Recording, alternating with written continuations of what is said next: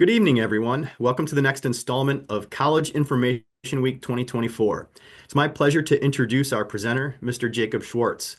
Mr. Schwartz grew up in Fairfield County, Connecticut, and pursued his studies at the College of Worcester, a small liberal arts college in Ohio, where he majored in history and minored in communication. After completing his degree, he relocated to Boston and has since dedicated almost 6 years to higher education, gaining valuable experience at 4 different colleges and universities, each with its own unique size, selectivity offerings, and religious affiliation. In addition to his extensive experience in academia, Mr. Schwartz holds a Master's of Science in Management with a focus in organizational leadership.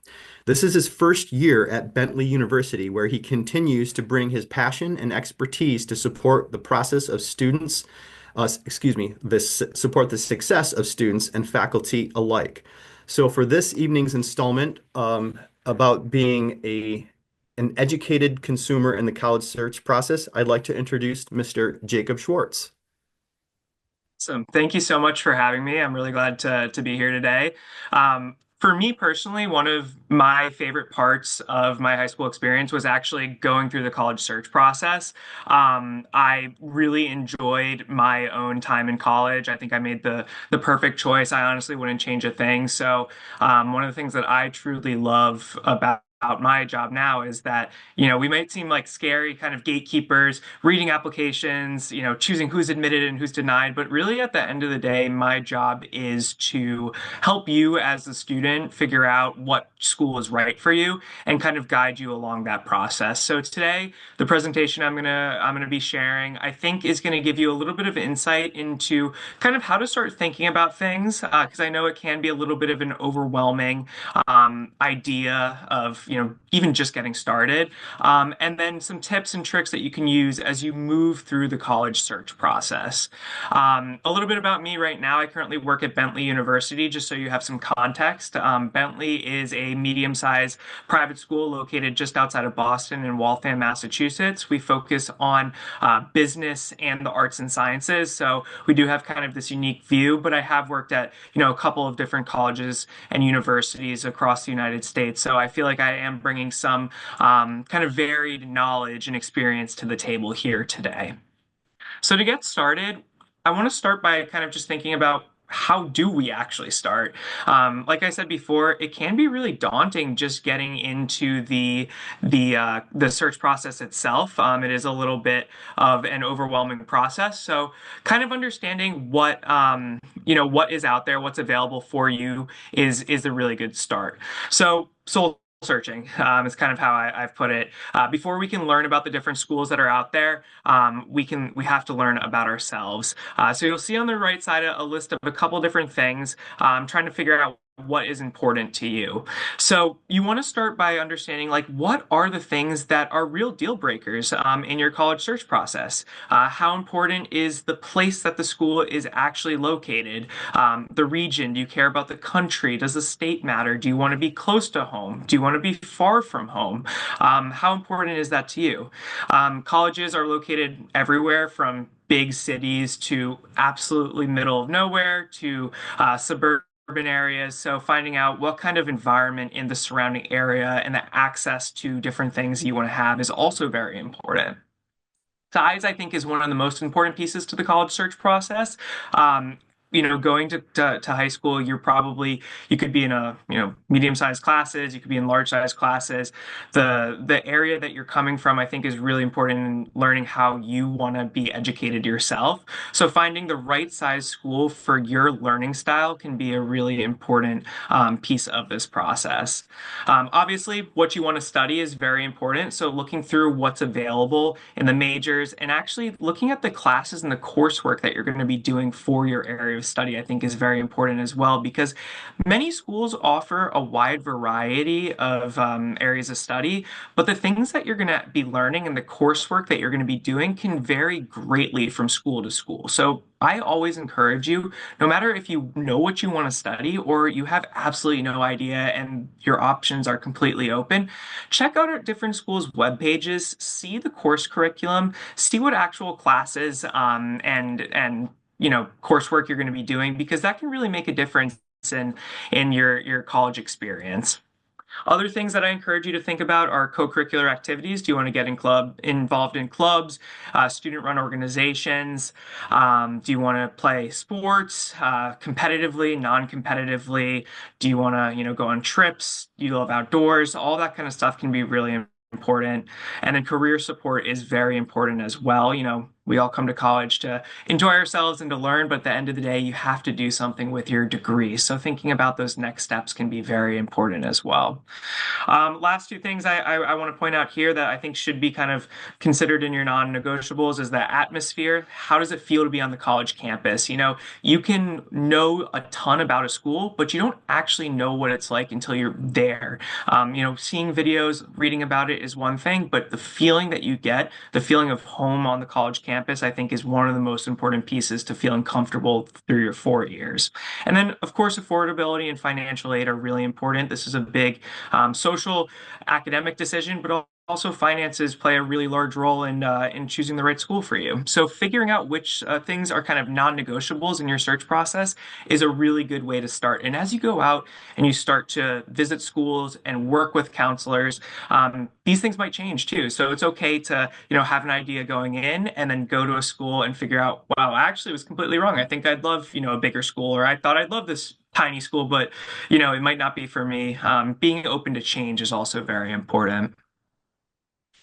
And as we keep soul searching, there's things that are important, but maybe they're not deal breakers. So housing on campus, do you want to live in, traditional residence halls, or do you want to have access to houses and apartments?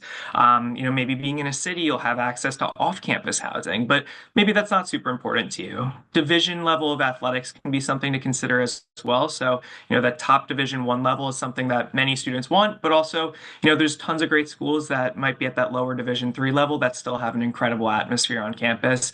I personally went to a Division 3 school that is really well known for basketball, and obviously, they're not playing against the Duke and UNC and USC and all these big schools, but they still had a great atmosphere on campus. So there are things that you can compromise in. You just have to figure out what's the most important to you. Campus aesthetic is important as well. I think it can kind of seem like a superficial thing to say, oh, this campus is, not looking the way that I imagine a college campus to look like. But really, you are spending 4 years there. So you want to, again, be comfortable on campus and, making sure that the place that you're in is the place that feels like home and feels like a college education. And then some of those things on the previous slide might be, non-negotiables, or they might be negotiables. These are different for every single student. So, starting off can be really scary, but I always encourage students to look inward to begin this process, to really understand who you are before we start to go out into the broad world of the colleges and universities of the United States, because once you get out there, those options are really limitless. So now that you're ready to kind of look at the colleges themselves, where do you start? This list that I put together here has some really incredible resources because, as I said, it can be kind of overwhelming to get started. There are over 4,000 colleges and universities in the United States alone. Worldwide, that number is up into, the 10,000 mark. So really, like, how can you even possibly get that list down to one school? Well, there's a lot of resources out there that are going to help guide you along your way. And I want to walk through some of them because these have helped me when I went through my college search process. And these are places that I encourage my students to really turn to as they go through. So the first one I'll point out is the Princeton Review. This is a really cool resource because it actually collects information and opinions from current students. The new edition that they have out this year has 50 different lists that you can browse through, and they rank the top 25 colleges in categories from great financial aid to best career services to professors who students really love. Last year, they surveyed over 168,000 students who are currently doing their undergraduate degree. And those ratings are on dozens of topics. So really, you're getting this kind of like broad perspective from current students. I think it's kind of a nice, somewhat unbiased opinion of, how life is on those college campuses. So this is a great resource that you can find online. If you're somebody who likes to read physical books, the FIS guide is a great option for you. This is a book that's actually published every single year. It's been going on for over 20 years now, and this is a really cool resource. It's a leading resource they list over 300 schools in it, and each school gets a ranking for a variety of different activities. So academics, social life, the quality of life on campus. They rank them on a scale of 1 to 5 stars. And it also includes other things that you're going to need to know about the college or university that you're reading about. So it will include the range of SAT and ACT scores, the percentage of students who receive financial aid, the number of applicants and the percentage of students who are admitted, as well as their rating of academics. It'll list some of the most impressive or strongest departments and majors that are at that school. It'll talk a little bit about the campus culture and lifestyle. And it's a really good tool for both parents and students alike. They actually promote themselves as the perfect tool for anxious students and their parents, which I think is a really accurate representation. And they update it every single year. So if you do have students who are going through, or kids who are going through the process in future years, you'll always be able to find an updated list of colleges and universities. Now, another one that I think is important to check out is Big Future. This is something that will help guide you through the college search process and setting plans. It's less about, learning about schools and more about keeping yourself on track as you run through the end of junior year and into your senior year. So this resource will allow students to explore careers and learn more about options for life after high school.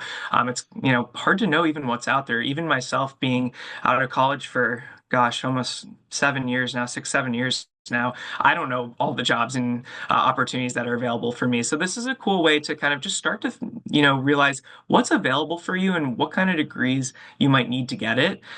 You can plan for college with simple steps by, tracking what you need to do, setting up timelines for when you need to get it done. And as you go through it, it'll help you unlock different resources for learning about financial aid, scholarships, and all in all, it's just a really helpful tool that you can pair with the college search process.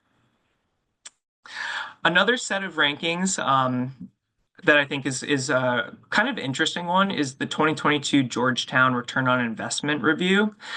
They do this every couple of years, and as return on investment becomes a larger and larger part of students deciding what school is right for them, I expect this to come out more frequently.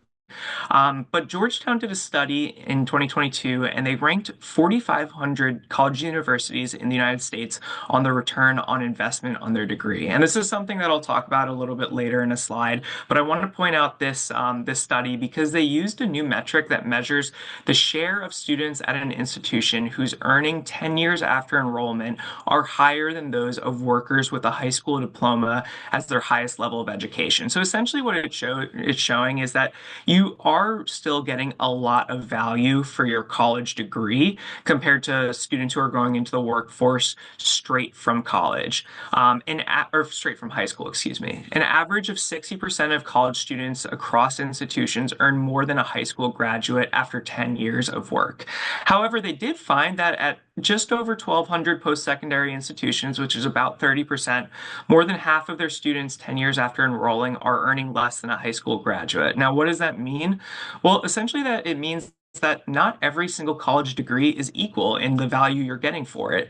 That might have some impact on the degree that you do, the college itself, the resources that they have available to you, as well as different things that you might not be able to control yourself. So this is something that I think is really interesting. It'll show data for like average salary 10 years down the line and further, and it can be something that you might want to look at as you go through your college search process.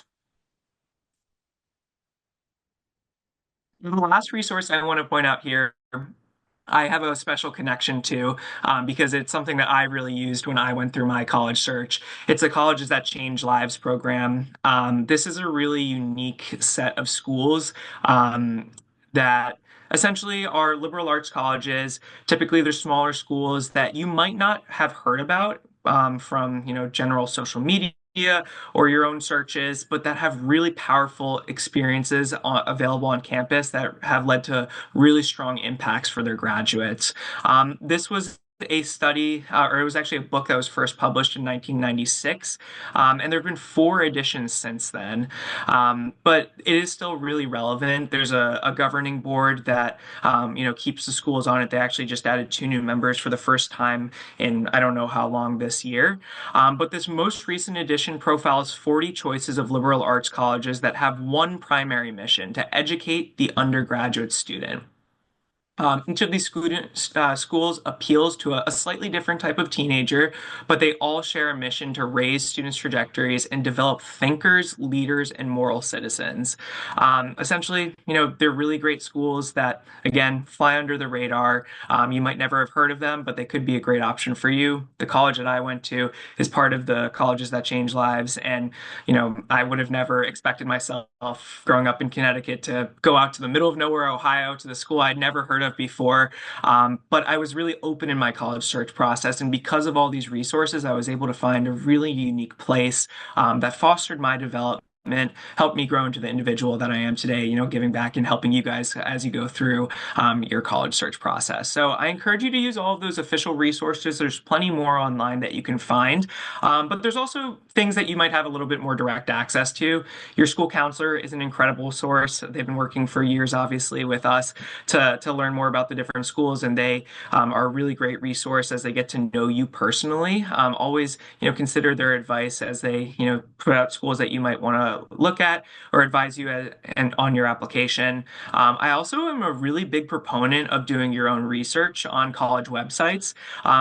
Schools have really robust websites that have a ton of information, whether it be information about internship opportunities while you're there, study abroad, interviews with current students. You can find out so much by just quickly browsing through a college website. So feel empowered to, go out, do some research and learn about it yourself. And then I think social media is an incredible tool for learning about everything you need to know about a school.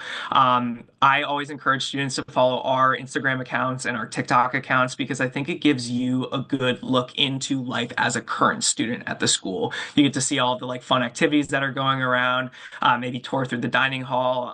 So it's a great resource if you're not able to get out to the campus itself to see a little bit more inside than just kind of that surface level reading about it or checking out the website. And I do always like to point out, take rankings with a grain of salt. These ranking services that put out rankings, have tons of different factors that go into them. Sometimes, they have people that are highly influencing those. Bentley has some incredible rankings, which we always love to promote, but I do encourage you to just take the rankings that you see, with a grain of salt because schools, that might not be ranked super highly might be the best fit for you. You don't have to go to the number one ranked school in the country. Every school, has really incredible positive values to it. You just have to find the right one that connects the best with you. Oops, I am stuck on this slide. Let's see. Here we go. All right. So as you go through these different ranking pages, how do you make sense of all the information that you get? It can be kind of overwhelming reading data and statistics and trying to make sense of what actually is important and what am I just seeing out there and might just not be super important for me. So this slide, I want to run through some of the different rates that you're going to see, some of the numbers and stuff like that, and tell you kind of what I find valuable. Of course, as I've said many times throughout this presentation, everybody's search process is different. So for one student, one rating might be more important than the other. So again, consider that while you listen. So acceptance rate is usually the first thing that you're going to see. And what this means is simply the percentage of students who apply who are admitted into the university. These can be very deceptive, though. There are schools with very low acceptance rates that don't actually fully represent, how many students are actually getting admitted. There are schools that will admit to other campuses that they have, or to other programs, or to a January term. So these acceptance rates can be inflated at times. And I think we oftentimes conflate acceptance rate with a good school, quote unquote. a school that has a really low acceptance rate doesn't necessarily mean it is a better school than a school with a quote unquote high acceptance rate. There's a lot of factors that go into the acceptance rate. And there's plenty of schools out there that have, 70, 80% acceptance rate that are just absolutely incredible programs. So as I said before, the program for yourself is going to be the program that is best for you.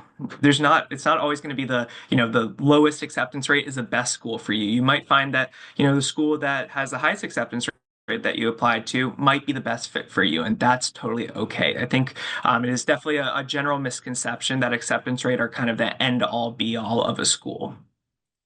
Now, yield rates are another kind of simple a percentage that students might see. Essentially, what it says is the percentage of admitted students that will end up enrolling in the university. I don't think this is super important for you as you go through your search process.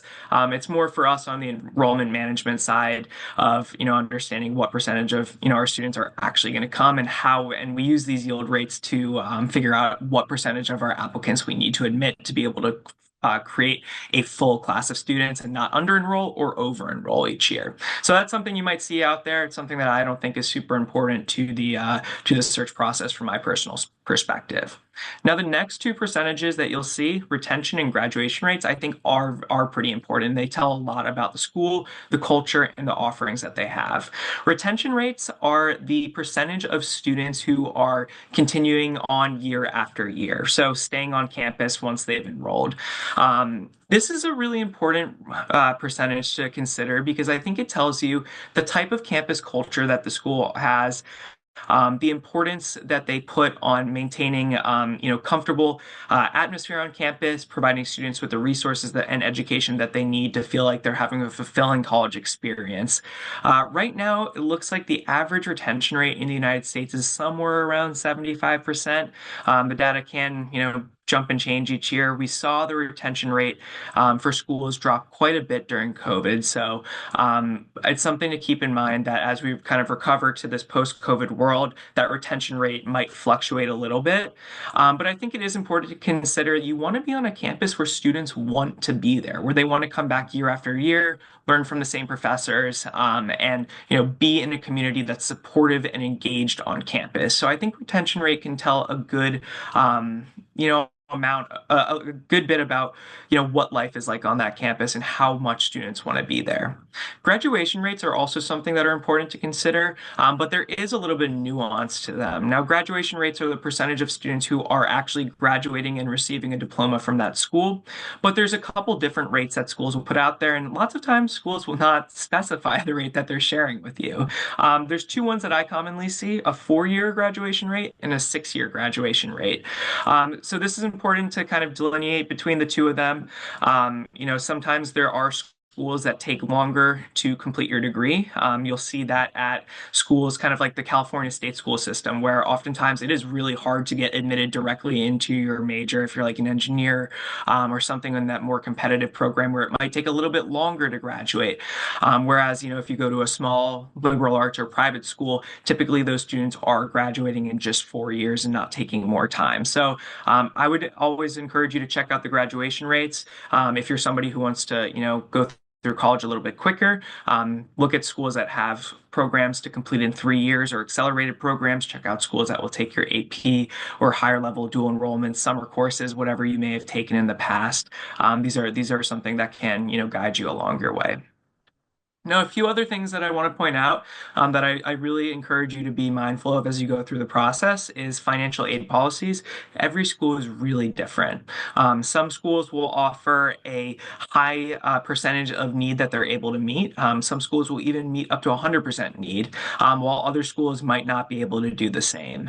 Some schools will only give need-based aid through the federal government, where other schools might provide it through the federal government and through institutional need-based aid. So always check out the financial aid websites. The financial aid counselors at schools are really good resources as you go through the process of applying, and especially after, as you're looking at the different packages that you have been offered and comparing them. It's really actually a good, I know it can be kind of scary to share the packages you receive from one school to another school, but at the end of the day, the transparency, in my opinion, is the most important thing, because then schools can say, hey, they're getting a really strong package from X school. We need to, be able to support them, or they could be upfront with you and say, hey, we actually really can't meet this kind of package that you have. That's a great option. Unfortunately, we can't offer you more, but we'd love for you to come here, but that might be a good option for you as well. So being transparent about what you've been offered and what you need can be really powerful as you move through that process. And then scholarship options are obviously really important. I always highly encourage students to look at the websites and see what you're automatically reviewed for and what you have to submit additional information for. Some schools have really competitive scholarship processes. Some might automatically review you for stuff. Some you might have to submit additional information for, and you never want to miss those deadlines. So just be diligent in the schools you're applying for and make sure you know what you need to send in.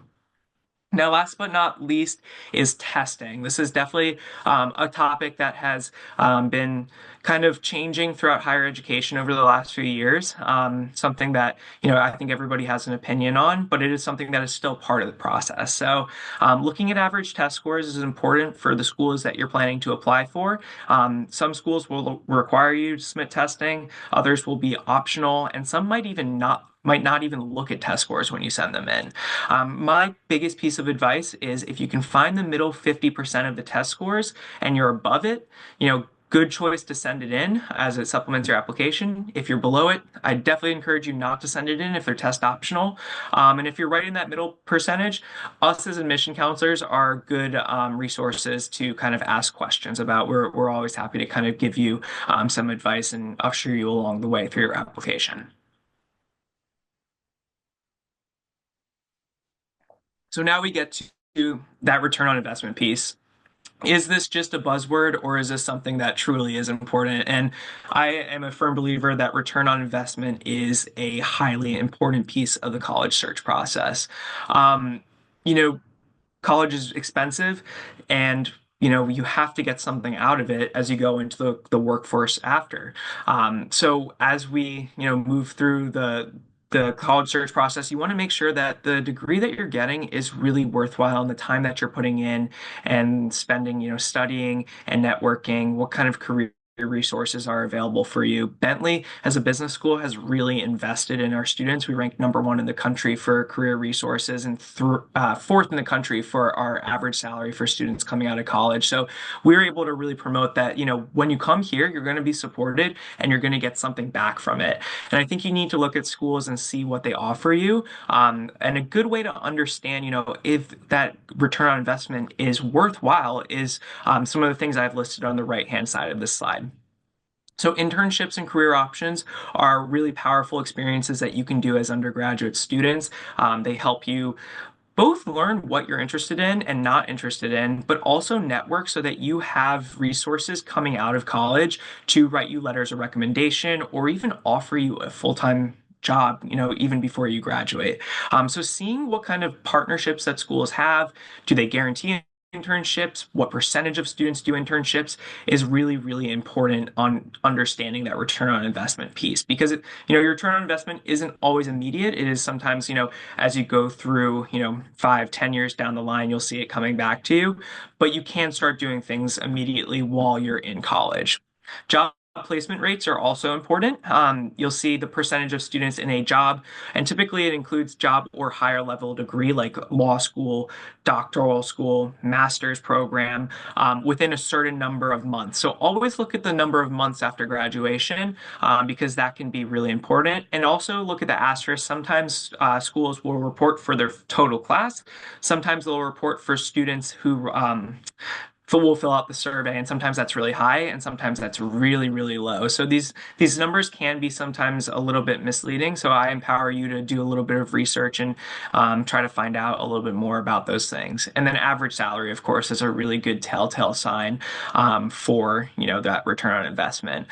For Bentley, we do a very good job at providing specific details on our program web pages for these. So when you come to Bentley and you get a packet, you'll see the general percentage of students in jobs or higher level degrees within 6 months. You'll see the general average salary. But if you go onto our website and click onto our programs, you'll actually see the specific data about students in those programs. So I encourage you to check out other schools' websites as well to see if you can find more specific data, because not every single degree has that same return on investment, and it can be important in choosing what is right for you. So that was a ton of information. I appreciate you kind of sitting through it and learning a little bit more and hearing my take on it. Some advice for you guys on next steps, just kind of going back through that slideshow. Make your list of non-negotiables, make your list of things that you maybe compromise on, but be okay with those things changing as you go throughout the process. That's okay. Research using some of those reliable sources that I provided on the website, and find some outside ones. There are some unreliable sources in my opinion as you go through the process. Remember that people who go online to write reviews of colleges and universities oftentimes are very strongly opinionated in a strong way or in a bad way. So finding that middle ground, I think using these reliable resources is a good way to kind of differentiate in between those two. Create your list of universities and then engage with us meaningfully and virtually. We're here to help you as admission counselors. I love connecting with students from my territories, answering questions, connecting you to resources. And just remember, we're here to guide you along your process.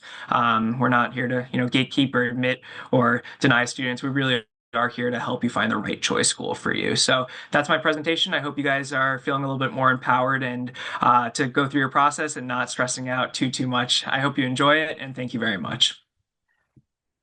Jacob, thank you very much. I thought that was awesome. There was so much information here. It's like I could watch this like 3 or 4 times and just pick out some nuggets with each time. One of there's a couple things that struck me. Well, one thing in particular, you talked about the colleges that change lives and how that affected your choice to go to Worcester, I'm assuming. Um, and like with all of this information, I'm also making the assumption that because you said you really enjoyed this college search and application process when you were in high school. So I'm assuming that you did like some extensive research, you learn about all of these things, but did you still have to kind of confront the like or struggle with like, all right, nobody's heard of Worcester, so to speak. Like and even though it's a great fit, did you still feel compelled to kind of go with the familiar colleges that some of your classmates were going to? And if so, like, how did you deal with that? It's a great question. And it's definitely something that I had to overcome. And I think it's a really natural feeling because, you're making a really big decision. For your life and financially. So you want to make sure that like it is the right decision for you. And so, as I went through my search process, I applied to a lot of schools in the Northeast, and then my mom encouraged me to go check out this, fair that was happening near us for the colleges that changed lives. And I said, okay, I'll go, whatever. And then I ended up applying to some schools in Ohio, which, I never expected. But the big piece for me was actually getting onto the campuses of these schools and doing some programs. I found the overnight program, staying with current students. I was a big ultimate frisbee player in high school, so actually going to practice with the team, sitting in on some classes. And really getting the vibe of the school and the feeling of being a student walking around helped me make my final decision. I was able to envision myself there. After I had 4 top schools and I did overnights at all 4 of them. And Worcester was actually my last one. And I remember driving away from campus, and it was this weird feeling where I was like, I don't know what it is, but like this felt right. I don't have the words to put it, into saying, and that's okay. You don't have to be able to fully explain why it is. Sometimes there is just that feeling that you have that connection. And it took me, a few hours on that drive home to accept that that was what it was. But then I remember pretty vividly, we were in the middle of nowhere in Pennsylvania, and I said, this is the right one for me. And it just was that kind of process of going through working with the college counselors, with the admission staff, visiting the schools, and kind of overcoming my own biases and concerns, and just letting myself relax with that feeling and thinking about it, that I was finally able to come to it. So I think it is something that you just have to use your time. A lot of schools will give you until May 1st to make a final decision. A lot of students will take up until May 1st to, put their deposit in. So I think use the time that you have. It's okay to take that time. And I think it'll help you, get to that decision that you feel comfortable with. Yeah, thanks. And I appreciate you saying use your time. Because I mean, I mentioned in a previous email that most of our students are applying so early, which is great. You know, you can get your decision, but that time in between getting your admissions decisions and before you make your own decision is really invaluable. And utilizing that time to, keep the connections with admissions counselors. Like, as you said, you're here to support our students. And we talk to our students about trying to build a rapport with admissions counselors so that they can get a better understanding if this place is going to be a good fit for them. So I really appreciate your advice. Of course, yeah, I think, and we appreciate you guys, working with the students. I think getting the applications in early, for me, it's something I also did. I did a lot of the early action kind of submitting and for schools that didn't have it, the regular decision, submitting it early, just so I had the stress off my shoulders. But yeah, taking that time afterwards was really helpful. So thank you for all of your work with your students. I know that it's going to end up, they're going to look back and say, I'm thankful, that I had this guidance along the way. Great. Well, once again, Jacob, I really appreciate your time and efforts to help us support our students as they go through the application process. And I look forward to working with you in the future. Thanks again. Thank you.